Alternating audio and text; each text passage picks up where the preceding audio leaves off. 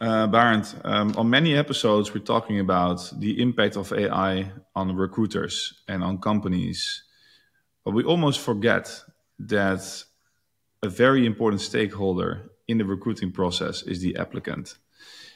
So today we're going to talk about what the role of AI will be in probably changing behavior of an applicant. So can you speak about that? Yeah, yeah, it's changing behavior of the applicant, just like any human being will change due to AI. I had this incident a few weeks ago where my kid did his homework with AI, and instead of spending an hour, he spent 5 minutes.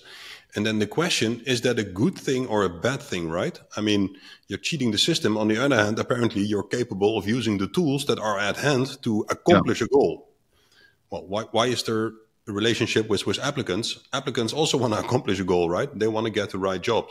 And I think as recruitment teams, you should be prepared for two things. One is that they will use AI to trick you, or maybe to trick the system, right? To make sure they're on top of the list and will get the job on the end. And at the same time, while you should be be aware of this, you should also maybe consider, is that a good or a bad thing in parts of the process? Yeah.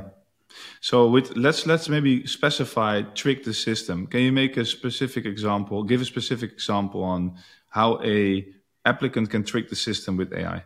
Oh, definitely. Of course, we are hiring a lot of engineers all over the world, and engineers are probably like the first ones to utilize AI in these processes. There is a platform called Upwork where you can hire freelancers, and then communication on the platform goes via chat. And over chat, you challenge applicants, right? Explain me something about this technology to just make sure that they understand what you're talking about. I can tell you that since 1 year, all those answers are perfect, because they are capable of building their own infrastructure where AI generates all the answers for them. So whether they apply for a job on front-end development, back-end development, AI development, they will give the perfect answers. And if you're not prepared for that, you will be tricked and you will think, wow, I've found the magic wand for all my engineering problems. We also know that, for example, in Asia, the resumes are really literally starting to look the same, because people figured out what resumes work best in the systems in the AI systems that basically scrape that resume and get the information out of it. So they found a structure, and now AI is helping applicants to make the perfect resume for a specific job. Yeah, which again, it could be a good thing or a bad thing, but it's something that's happening. Yeah, we hear this more often. You're right. You also have this mass application tools where you can just build a profile and AI will apply for you. Like if you give them a job, they will apply for 80 jobs in your region at the same time, and they all give the same profile to the company. So the question is, how do you handle that? What do you do as a company to avoid being tricked in this case? Yeah. I think you should put yourself in the shoes of the applicant and play around with those tools so you can understand what the impact is. You just mentioned the spray and pray behavior, right? So indeed, you now have tools that AI that can read application forms, and with one click you can apply. You mentioned 80 jobs, but it can also be 8,000 jobs. It's not a problem anymore. As a recruiter, what you will notice is growing, especially in this case, this is often used for let's say the more low entry jobs. You will see an increased inflow of applicants, and you should be aware that those applicants are maybe not really interested in your role. So you should be really aware that you have a good, potentially AI-driven filter that weeds out these spray and pray applicants from the ones that are really interested in the role. At the same time, that's one example. Another example is in assessments. If you use assessments that are, for example, sent to applicants to test their skills or to test their competences, be aware that there are tools out there that scrape your vacancy, understand your company, and they will tell the applicant while they are filling in this assessment online, whether it's personality, intelligence, or a skill assessment, they will literally give the answer to the applicants, and the advanced systems will even click the button. So yeah, you have to think about these things that could happen, and have checks and balances to make sure you're looking at the candidate and not at the candidate's AI. Yeah. Have you seen companies doing that successfully, like avoiding this? I think what you will see more and more is having those conversations again in a later stage. So just make sure that you don't assume that all the data that is gathered in an online process is valid, and you don't have to recheck everything, but check a few points, and then like in this example of people providing the perfect answers in technical assessments. Yeah, with 2 or 3 questions in the interview, you can see if they really understand it. Yeah. Yeah, and I think maybe will there be like a recruitment version of like some almost a recruiting KYC or something, that in the process there will be a check: are you a real human or not? Yes, but the problem is it's getting easier and easier to work around those checks. Mm-hmm. There's this funny movie on the internet. You have to click this button, like I'm not a robot, right? Yeah. Sometimes on website to prove that you're a human. And in this video, you literally see a robot going to the screen, click the button, and it says approved. Yeah. I mean, and that's of course a funny video, but this is happening. There should be a check, but how to check it is going to be harder and harder. Yeah.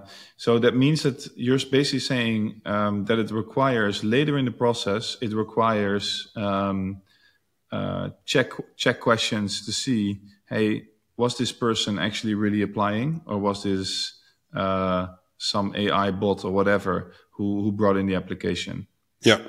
I think the first wave, AI will do 2 things for applicants. One is volume. So you have to be prepared to handle large amount of volume. And the other one is quality. You have to be prepared to check that the information provided and the tests that were done by a human and not by an AI assistant. So question then, if we speak about this now, but shouldn't companies then even rethink the way their application process works? Because if what you're saying is true, then you can almost say all that information about who you are, what you do, like if we go 24 months further in time, everyone probably will do it like in a way to get it to perfect, and then maybe everything, 80% of what comes in is not real. What's the value of it then? Shouldn't we rethink the process then? Yeah, and imagine 80% is not real and 20% is real. Would you even want to hire the persons that provide real information? Because apparently they're not savvy enough to use the systems out there. Yeah, so that's a good question. So I think this is really a new wave of technology. So we don't know how it will be evolved. But step 1 is be aware. Be aware that this is happening. And hey, if you see, hey, I get like normally 10% gives me the perfect score on this assessment, and now it's 80% or 40%. Be aware that this could be happening. And the fact that you're listening to this podcast and that you are aware now, that's step number 1. Absolutely. So the question is, if you look at your kids, like, are you pushing them to do their homework with GPT or not? Absolutely.